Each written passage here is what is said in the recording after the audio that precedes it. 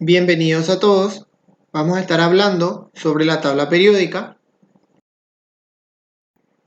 Empezamos con un poco de historia. Los seres humanos siempre hemos estado tentados a encontrar una explicación a la complejidad de la materia que nos rodea. Al principio se pensaba que los elementos de toda materia se resumían en agua, tierra, fuego y aire. Sin embargo, al cabo del tiempo y gracias a la mejora de las técnicas de experimentación física y química, nos dimos cuenta de que la materia es en realidad más compleja de lo que parece. Los químicos del siglo XIX encontraron entonces la necesidad de ordenar los nuevos elementos descubiertos. La primera manera, la más natural, fue la de clasificarlos por masas atómicas, pero esta clasificación no reflejaba las diferencias y similitudes entre los elementos.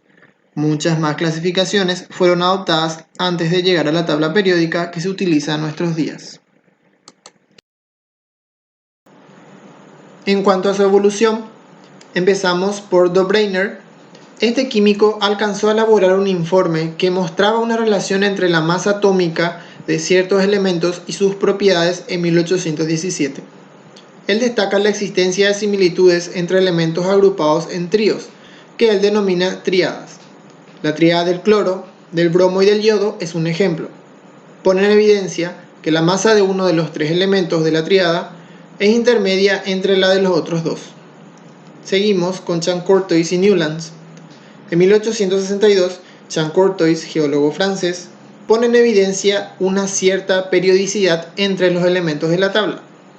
En 1864, Champ-Courtois y Newlands, químico inglés, anuncia la ley de las octavas. Las propiedades se repiten cada 8 elementos, pero esta ley no puede aplicarse a los elementos más allá del calcio. Esta clasificación es por lo tanto insuficiente. Pero la tabla periódica comienza a ser diseñada. En 1869, Mayer, químico alemán, pone en evidencia una cierta periodicidad en el volumen atómico. Los elementos similares tienen un volumen atómico similar en relación con los otros elementos. Los metales alcalinos tienen, por ejemplo, un volumen atómico importante. Mendeleev, químico ruso, presenta una primera versión de su tabla periódica en 1869. Esta tabla fue la primera presentación coherente de las semejanzas de los elementos. Él se dio cuenta de que clasificando los elementos según sus masas atómicas, se veía aparecer una periodicidad en lo que concierne a ciertas propiedades de los elementos. La primera tabla contenía 63 elementos. Finalmente, la tabla periódica moderna ha sido inventada para organizar las series químicas conocidas dentro de un esquema coherente. La distribución de los elementos en la tabla periódica proviene del hecho de que los elementos de un mismo grupo poseen la misma configuración electrónica en su capa masa externa.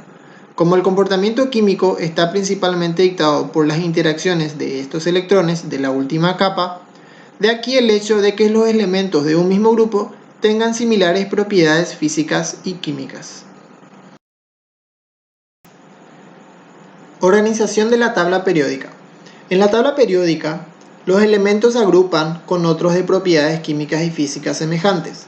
Es decir, que existe una distribución ordenada de los elementos, o bien cada sección de la tabla periódica corresponde a elementos con propiedades similares.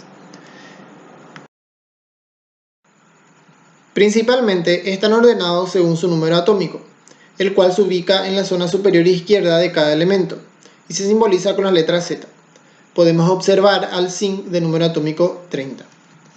A simple vista, en una tabla periódica podemos notar tres sectores divididos por distintos colores. Los celestes, en este caso, corresponden a los metales, buenos conductores de calor y electricidad. Los amarillos a los no metales, generalmente malos conductores de calor y electricidad. Y los verdes a los metaloides, los cuales presentan propiedades intermedias entre los no metales y metales.